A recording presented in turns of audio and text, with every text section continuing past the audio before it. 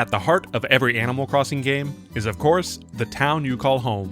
While New Horizons introduced the ability to landscape your entire island to your liking, previous entries locked you into a specific town layout from the very start of the game.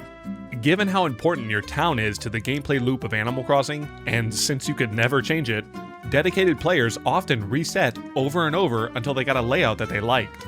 This process was especially brutal in the original GameCube game, which requires you to go through a lengthy startup sequence just to see the map of your town. So how does this initial town generation even work? Is it truly randomized every time?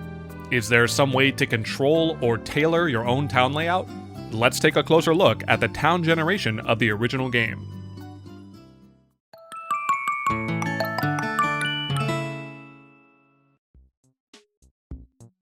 First, it's important to understand the Acre System of Animal Crossing. In the original game, every single town is made up of 30 playable acres, which can all be viewed on the in-game map. Notably, the layout of all of these acres are actually pre-designed, and there are hundreds of acres internally. Let's take the acre containing the museum. Internally, there are only 3 different acre layouts that can possibly hold the museum. So whenever you enter the museum acre in-game, it will, no matter what, always look like one of these layouts. This goes for pretty much all acre types in this game, where there are several different pre-designed layouts that the game can choose from. In other words, simply think of all of these acres as a pool from which the game can pick from to generate a town. All of these acres have unique IDs and are also masked to relevant metadata describing it. So the game knows which acre is a grass acre, which acre is a river acre, and so on. Further, each acre essentially has an associated gate attached to it. This top left acre, for instance, has a south gate and an east gate, while this middle acre has gates on all sides. As you might imagine, mapping gates to acre types like this will be important for building a coherent, walkable town later on. Of course, all of these acre designs and data are just prerequisite work that exists internally. The real meat comes from understanding how these acres are procedurally placed at the start of the game. This generation process has been understood for quite some time, and it's nothing too crazy, but it's a little technical. The town generation code is run at the very start of the game and occurs right here, between the transition from KK Slider's introduction to the start of the train sequence. First, the game uses its random function to roll an integer between 0 and 99. If this number is below 15, the town generated is instructed to have 3 layers, meaning there will be 2 sets of cliffs and slopes from the beach to the train station. If the number is above 15, it will instead have 2 layers with only 1 cliff section. In other words, there's a 15% chance that any given town will be generated as a triple layer town, so consider yourself lucky if you have one. Next, the game needs a way to programmatically keep track of any town generation. Previously, I said the game has 30 playable acres, but in reality, there's 70 acres to fill out, since the cliff borders, train tracks, and ocean all count as separate acres. This means the world of Animal Crossing is technically over twice as large as what's shown on your map screen. To handle building out this world, you might think it would make sense to use something like a 2-dimensional array to represent a mapped grid like this. But instead, the game actually uses a 1-dimensional array of 70 values to represent the map. Each index in this array corresponds to a proper location on the map, and this array will later be used to instruct the game on how to place in-game acres. After declaring the array of 70 bytes, the game then populates that array with a default template of values, internally called blocks. Now, these block bytes are not the final acre IDs, but instead are just blueprint placeholders for now. Internally, these blocks are just arbitrary byte values that have certain flags attached to them via a lookup table. For example, if a value gets filled in the array with ID hex 27, that block is known by the game to eventually be converted into a grass acre. As you might imagine, there are a ton of block IDs, and a block can have several flags attached to it. Sometimes an acre can simultaneously have a river, a waterfall, and a cliff, so this block and flag table is pretty lengthy. Anyways, I mentioned that the array gets filled with a default template of these blocks. So what does that look like? Well, it depends. If your town is rolled to be a 2-layer town, the game will always initialize to these default blocks. If we get a bit ahead of ourselves and convert these to their proper acre types, then this is essentially just an empty town with train tracks at the top, border cliffs on the side, and an ocean at the bottom. In the final game, the player house acre is always located right here in the middle and cannot be overwritten, so it is included in this template by default. After loading in these default values, the game begins generating the town's cliff and rivers. Starting with the cliff that separates the town into 2 layers, the code chooses a random block out of these 3 to begin the process. Using the block flags to ensure seamless direction, the game procedurally maps out the cliff from left to right. But during this process, the generation can only replace grass acres, cannot run into the player house or ocean, and cannot go out of bounds. So if any of those things happen, it's considered illegal generation and the entire process is cleared and restarts over again. River generation works in a very similar manner and starts at one of these 4 blocks on the top. Again, by utilizing the block flags to understand direction, the game draws the river downwards until it reaches the ocean blocks. And just like the cliffs, the river generation code will terminate and restart if it ever creates an illegal layout. Further, there's a special line of code counting how many times the river crosses over the center column of town. If there are no river blocks in the center column, the entire process starts over until a river flows through the center. I imagine this was done to spice up the town and prevent a straight river from just hugging one side. Also, just to mention it, the game does know when a river block is about to collide with a cliff, and that block is then flagged to contain both a cliff and a waterfall. After generating a valid cliff and river, the game scans its entire array of blocks, and flags each one further using additional arrays. At this stage, flags are added that determine whether the block exists on the left or right side of a river, and whether the block is part of the upper or lower layer. This information is later used for building placements and height calculations. Next, this bottom layer is filled in as coastal blocks, bridges are flagged out to be placed across the river, and slopes are marked to be placed on the cliffs so that players can travel between the layers. Captain's Dock, always placed on the bottom right of town, and the lake, generated randomly along the river, are also mapped out during this step. Afterwards, buildings are flagged to be placed within these blocks, semi-randomly. Nook's Cranny, the post office, and the dump are randomly placed among these top 3 blocks that aren't already occupied by the river and the train station. The Able Sisters is always generated on one of these 4 coastal blocks, and finally, the museum, police station, and wishing well are generally placed on the bottom layer. But there's a preference that these buildings are spaced out on opposite sides of the river. Also, I'm showing all of these transformations graphically here just for ease of viewing, but remember, all of this is happening internally by just replacing byte values in a standard array. Once this array is mapped out with this block foundation, the game then loops through the array and reads the corresponding flags to convert each block into a finalized acre ID. Again, there's hundreds of pre-designed acres, and the game will fill in an ID at random so long as it follows the rules of the block that's mapping it out. So any block marked as having a waterfall, a river, and a cliff must use an acre ID that also has all 3. Each acre also has a pointer to the default items that should be loaded into its 16x16 foreground grid, which include things like buildings, trees, rocks, and signposts. After each acre's foreground data is loaded into a separate array, your town's fruit is randomly decided, and the game performs some final cleanup like replacing some trees with fruit trees, removing trees from edges so they don't block movement, and inserting some cedar trees on the top 2 rows of town. Also during this process, the island is randomized off of 8 total possible acres, 4 that make up the left side and 4 that make up the right side. The left and right island acres are designed to line up no matter the combination, meaning there are 16 possible unique islands. I'm personally a fan of any island that rolls this acre, which includes a little bridge over to the island flag. Anyways, all said and done, this is the big picture of base town generation. However, the cliff and river generation I described only applies to 2-layer towns. In the case where your code rolls the 15% chance of generating a 3-layer town, the process is a bit different.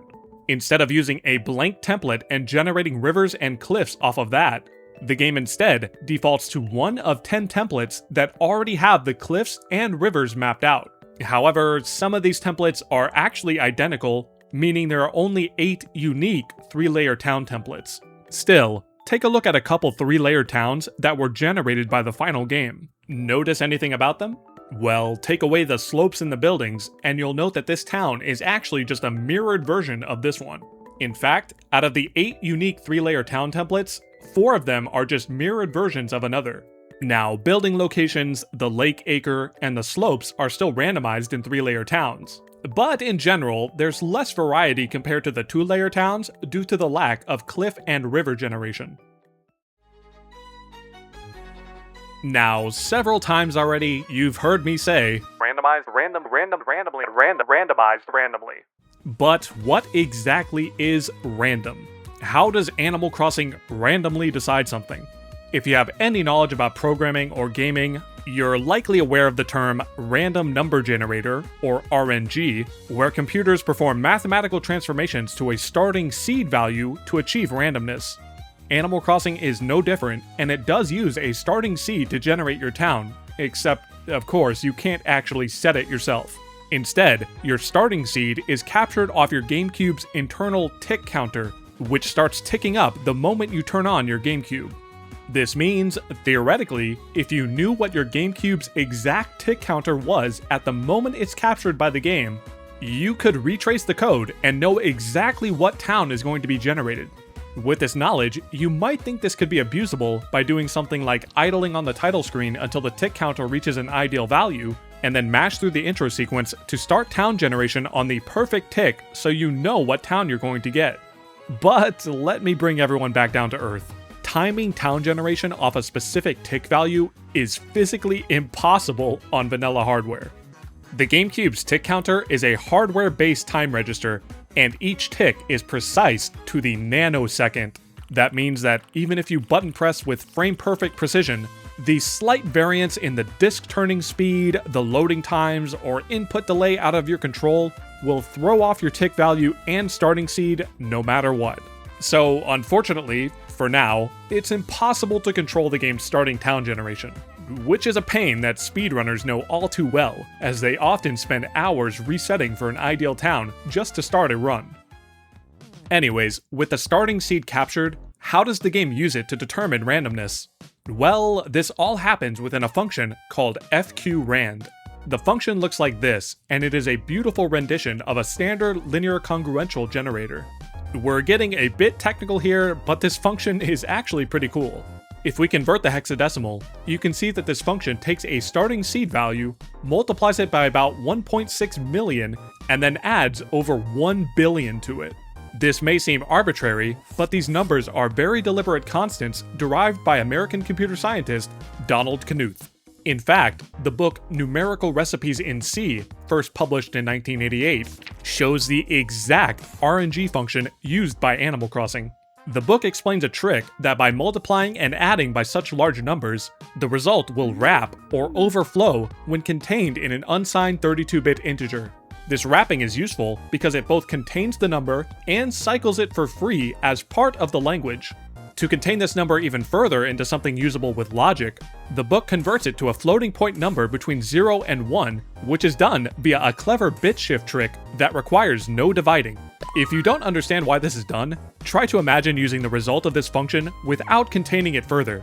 You want to multiply and add by high values to add some variance, but without containing it, you'd have to do logic with extremely high values. Of course, that's ridiculous. But at the same time, dividing this number down to convert it into a float is incredibly slow and expensive for the CPU to perform. So the developers follow the book and use a clever overflow and bit shift trick to convert such a high number into a floating point value between 0 and 1. I know I'm getting a bit off topic, but this RNG function is just pretty cool to me, and the book describes it as clever, quick, and dirty. They even go as far as to say, and this is a real quote from the book, "Forgive us. Once in a great while, the temptation to be really dirty is just irresistible." I hope we're still talking about programming. Anyways, this RNG function is used everywhere in Animal Crossing, and it produces a new floating point number between 0 and 1 every time it's called. The output of this function is often multiplied by whatever constant is needed and parsed as an integer to do logic. For example, if the game needs to randomly select a museum acre and there's 3 total options, it runs fqrand to get a random float between 0 and 1, multiplies it by 3, and then parses it as an integer, truncating it downwards to choose which acre to select. So whenever I said something was randomly decided, this clever RNG function is what's being used under the hood. With the game's randomness and town generation understood, there's just a few more finalizations before you load in. Your town's grass pattern has to be randomly decided among triangles, circles, and squares. I'm generally a fan of the classic triangle pattern, which you might have noticed since the background of all of my videos and thumbnails use this texture. Of course, the game also has to populate the town with starting villagers. At the start, you will get one villager per personality type randomly selected from the game's entire roster, with the exception of these 27, which for some reason can never be starting villagers. Their houses are then randomly placed on valid grass acres, but the code isn't too strict, which is why you'll often see 3 villager houses clumped together and then someone else living miles away. The villager that resides on your island is also rolled, giving you 1 of 18 unique islanders. And finally, things like buried fossils, the money rock, and the golden spot are randomly generated around the town. While there's nothing too groundbreaking with the town generation, the way the developers blended slight random generation with pre-designed acres was pretty neat. As a final aside, if you've been watching this channel for a while, one of my first videos talks about abusing a glitch to teleport to one of the game's beta maps. So are the acres found here pre-designed in the game too? Yes, they are, and they're all complete with unique IDs and data. I also didn't mention it much here, but the interior of buildings and things like the intro sequence are also contained as acre data. So yes, you can hack these into the outside of your town, and they'll function like regular acres. Of course, these acres can never be generated naturally, but I figured I'd mention a few fun facts to round out the video. As usual, I'd like to give a special thanks to Kyler for decompiling this generation process years ago and sharing his findings via the Animal Crossing decompilation project. Also, I try not to get too personal in the videos themselves, but I'd like to thank you all for your patience and understanding while waiting for this delayed upload. Truly, all of your kindness and support means the world to both my family and myself. I'd especially like to thank my Patreon and YouTube members for patiently sticking with me. And thank you to my resident members Lunascape, Mithra, Dylan Trudeau, Silly Marina, Villager, Terumi, Japan Eat, Tammy's Head, Pidge01, Kai D, Comfyboy404, Bobby Nard, Goose Fart, Puff, Cray, Highly in Descent, Calidor, HPR, Dimitri, Lock and Key 24, Wesley Witz, Retro Reversing, Jesse RNDM, Magical Fishing, Kydrin, insert clever username here, Arbor Days, Sned6772, Magical Fishing, Olive Garden, Jay Horsefall, and Martin the Level 10 Wizard. And once again, thank you all so much for your support and watching to the end.